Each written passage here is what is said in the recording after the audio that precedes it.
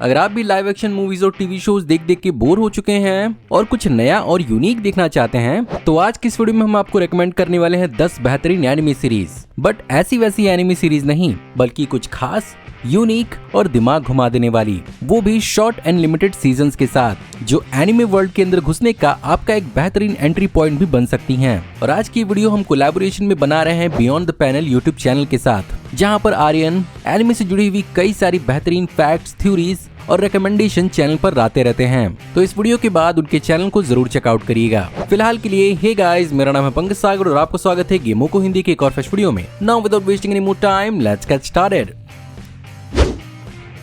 क्या होगा अगर मैं तुमसे कहूँ तुम्हारी सारी बीमारियां ठीक हो सकती है? तो देखो, इंसानी बॉडी की कुछ ऐसी शॉर्टकमिंग्स होती है जो हमें अपनी फुल पोटेंशियल पर काम करने से रोक देती है, और उनमें से ही एक है बीमारियां। तो अगर मैं बोलूँ तुम्हारी सारी बीमारी ठीक हो सकती है, ऐसा ही होता है 2025 की इस एनिमे सीरीज के अंदर। एक डॉक्टर जो बनाता है हापना नाम की दवा, इस दवाई से सारी की सारी बीमारियां ठीक हो जाती है। लेकिन एक ट्विस्ट आता है, ये डॉक्टर 3 साल के बाद लोगों के सामने आता है, वो भी लाइव, और अनाउंस करता है कि जिन लोगों ने भी दवाई खाई थी वो सभी लोग 30 दिन के अंदर मारे जाएंगे। ये दवाई कोई दवाई नहीं बल्कि एक टाइम बम था। इस एनिमे में हमारा मेन कैरेक्टर 5 एजेंट के साथ मिलकर एक टीम बनाता है, और इनका मिशन होता है इस डॉक्टर को ढूंढना और लोगों को मरने से बचाना। तो ऐसे में क्या होगा और क्या नहीं, ये तो आपको एनिमे देख के ही मालूम चलने वाला है। लेकिन जब आप ये एनिमे देखोगे तो आपको बहुत सारी सिमिलरिटी और देखने को मिल सकती है। इस एनिमे का टोन, इसका एनिमेशन स्टाइल और इसका म्यूजिक, इसका रीजन है क्योंकि इसे क्रिएट किया है शिनिचिरो वातानाबे ने। ये वही लेजेंडरी एनिमे क्रिएटर हैं, और इन्होंने ही क्रिएट किया है काउबॉय बेसबॉल को। ये एनिमे 1 सीजन और 13 एपिसोड के साथ आपको दिखने को मिलने वाली है, और मैं बोल सकता हूँ इसे देखने के बाद तुम्हें फुल मजा आएगा।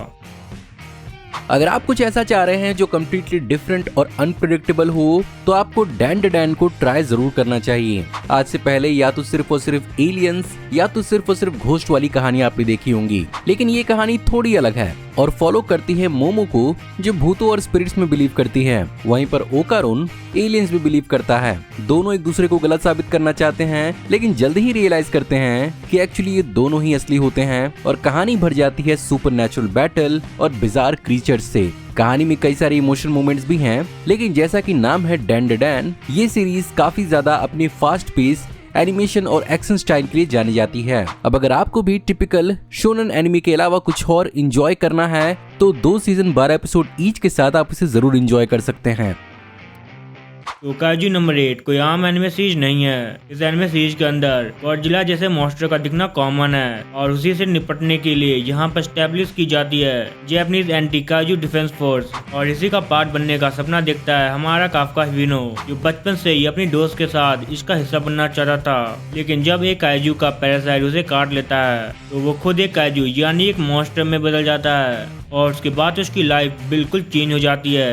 तो क्या उसका सपना पूरा होता है कि नहीं, और वो इंसानों के किस तरह काम आ सकता है, इन सारी चीजों का एक मजेदार कलेक्शन है ये काइजू नंबर 8, जो कि इंटेंस मॉन्स्टर एक्शन फाइट के साथ आता है। इस एनिमे में आपको काफी अच्छे एक्शन सीन देखने को मिलेंगे, और इसकी एनिमेशन स्टाइल के बारे में तो पूछो ही मत। इस सीरीज के अब तक 2 सीजन आ चुके हैं, और बहुत ही कम टाइम में ये लोगों के बीच काफी पॉपुलर हो गया है। तो आपने ऐसे में गॉडजिला तो बहुत देखे होंगे, लेकिन उनसे निपटने के लिए जो टीम बनाई जाती है, उन टीम की क्या क्या स्ट्रगल्स होती है, अगर ये सब कुछ जानना है तो काइजू नंबर 8 उन सभी सवालों का बहुत हद तक जवाब दे सकती है। अगर आपने माई हीरो एकेडमिया देखी थी और आपको पसंद आई थी सुपर हीरोज की ग्लैमरस साइड, तो आप इसका एक मोर सीरियस और मोर ग्राउंडेड वर्जन भी काफी ज्यादा एंजॉय करेंगे माई हीरो एकेडमिया विजिलेंटीज के रूप में, जहाँ पर ये स्टोरी फोकस करती है कोइची पर, जो एक अंडरग्राउंड सुपर हीरो बन जाता है, वो भी बिना लाइसेंस के। और यहाँ पर हमें कई सारे shady characters, street level crime और अंडरग्राउंड चीजें देखने को मिलती हैं, जो मेन एनिमे के हीरोज मिस कर देते थे। और अगर आपने माई हीरो एकेडमिया नहीं भी देखा है तो मे बी आपके लिए बहुत बड़ी प्रॉब्लम नहीं है, क्योंकि इस सीरीज के इवेंट्स एक्चुअली मेन सीरीज से पहले के हैं, और कई सारे मेन सीरीज के प्रो सुपर हीरोज के यंगर वर्जन्स का भी कैमियो इस सीरीज के अंदर देखने को मिलता है। अब तक इस सीरीज के 2 सीजन आ चुके हैं, और दोनों सीजन में 13 एपिसोड्स हैं, जो आपको बहुत मजा आने वाला है।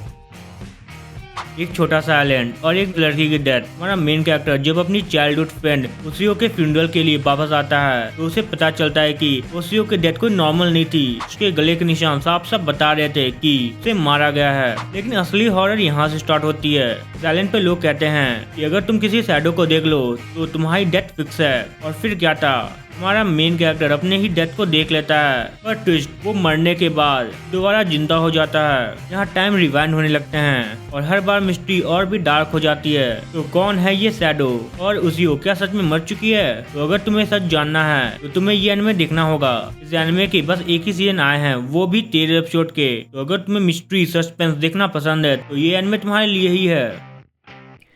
खैर, अगर आपको एक्शन और पावर से हटके कुछ देखना है जो कि बहुत ज्यादा फनी और आपके एक्सपेक्टेशन के हिसाब से बहुत ही ज्यादा अमेजिंग निकले, तो वो है ग्रैंड ब्लू, जहाँ पर बेसिकली कहानी फॉलो करती है लोरी किताहारा नाम के एक लड़के को जो अपनी पीसफुल कॉलेज लाइफ बिताने के लिए चला आता है सी साइड। बट उसे क्या मालूम था कि यहाँ के सीनियर्स कुछ ज्यादा ही एक्सेंट्रिक, केओटिक और नॉन स्टॉप मैडनेस वाले होंगे। इस कहानी में बेसिकली सब कुछ है जो आपको बहुत हंसाएगी। इंटेंस कॉमेडी, वो भी एग्जैजरेटेड फेशियल एक्सप्रेशंस के साथ। कभी कभार ये केओस कंट्रोल में भी फील होता है और कभी कभार ये कुछ ज्यादा ही हो जाता है। फिलहाल इस सीरीज के अब तक 2 सीजन्स आ चुके हैं, जिसमें दोनों सीजन्स में 12 एपिसोड ईच हैं, जो आपके लिए काफी ज्यादा इजी होगा बिंज करने के लिए। फन फैक्ट, इस एनिमे के क्रिएटर्स को रियल लाइफ के जापानीज स्कूबा डाइविंग कल्चर से काफी कुछ सीखने को मिला था। यही रीजन है कि इस सीरीज के अंदर कई सारे अंडर वाटर सीक्वेंसेस हैं जिन्हें काफी खूबसूरती से बनाया गया है। इसे आप बिल्कुल ही ट्राई कर सकते हैं।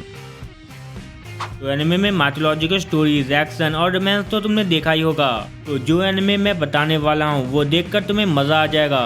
ये कोई नॉर्मल स्कूल एनिमे नहीं है जहाँ सर्वाइव करने के लिए दिमाग चाहिए, इमोशन से काम नहीं चलेगा। इस एनिमे में एक स्कूल होता है और यहाँ स्टूडेंट को उनकी एबिलिटी के बेस पर क्लास में डिवाइड किया जाता है और सबसे नीचे है क्लास डी। और यहीं आता है एक साइलेंट और मिस्टीरियस लड़का एनोकोजी। ये स्टार्टिंग में हमें बस एक एवरेज स्टूडेंट लगता है, लेकिन रियलिटी बहुत अलग थी। ये बंदा सबको मैनिपुलेट कर रहा होता है, वो भी बिना किसी को पता चले। सागोलिया क्लास डी को टॉप पर लेके जाना।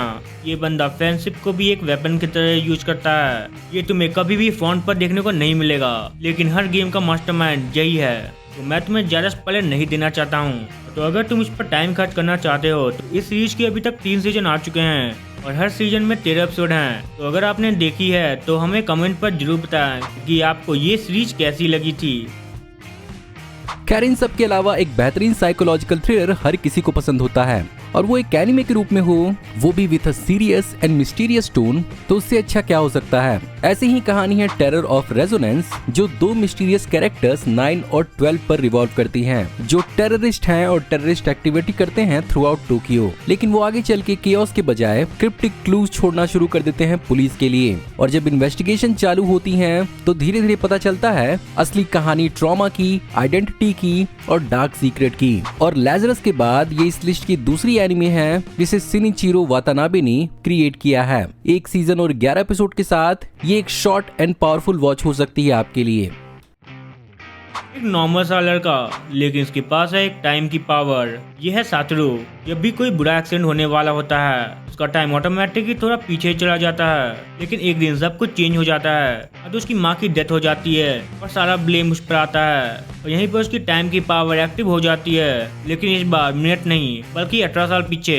तो अब वो वापस अपनी चाइल्डहुड में है, जहाँ पर उसे अपनी माँ को ही नहीं बल्कि एक और लड़की, उसकी भी जान बचानी है, क्योंकि उसकी डेथ ने ही सब कुछ शुरू किया था। यहाँ एक गलत मूव और सब कुछ खत्म हो सकता है। तो क्या सातोरू अपने पास्ट को चेंज करके फ्यूचर को सेव कर पाएगा या फिर हिस्ट्री ही रिपीट होगी? ये इनमें सिर्फ मिस्ट्री नहीं है, ये इमोशन और थ्रिलर का परफेक्ट कॉम्बो भी है। इस एनिमे में बस 13 एपिसोड हैं और बस 13 एपिसोड के होने के बाद भी ये लोगों के बीच बहुत पॉपुलर एनिमे सीरीज है। अगर लाइफ में कुछ अच्छा देखना चाहते हो तो वेट किस बात की, जाओ और देखो।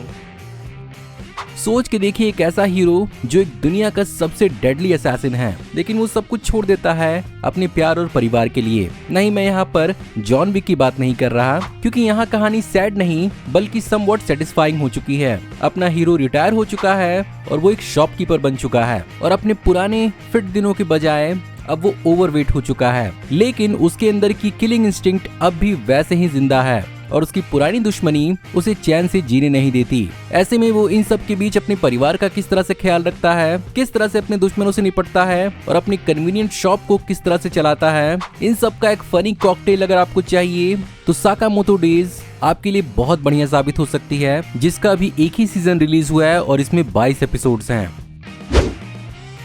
सो गाइज, ये थी आज की वीडियो। मैं उम्मीद करता हूँ आपको आज की वीडियो पसंद जरूर आई होगी, और अगर आपको आज की वीडियो पसंद आई हो तो प्लीज वीडियो को लाइक जरूर करिएगा। कमेंट्स में आप बताइए कि आपको और कौन कौन से बेहतरीन एनिमे के बारे में मालूम है और आपको इस लिस्ट में कौन सी एनिमे थी जो बहुत इंटरेस्टिंग लगी। एक बार फिर से याद दिला देता हूँ कि आर्यन के बियॉन्ड द पैनल चैनल का यूट्यूब लिंक मैं आपको डिस्क्रिप्शन में प्रोवाइड कर दूंगा, तो उनके चैनल को चेकआउट जरूर करिएगा। साथ ही साथ अगर आप इस चैनल पर भी नए हैं तो प्लीज चैनल को सब्सक्राइब कर लीजिए, क्योंकि हम ऐसी औसम वीडियोस चैनल पर लाते रहते हैं। मैं जल्दी ही आपको एक नई वीडियो में देखने को मिलूंगा, तब तक आप हमारी इन वीडियोस को एंजॉय कर सकते हैं। Thank you for watching, see you in the next video, till then take care, good bye.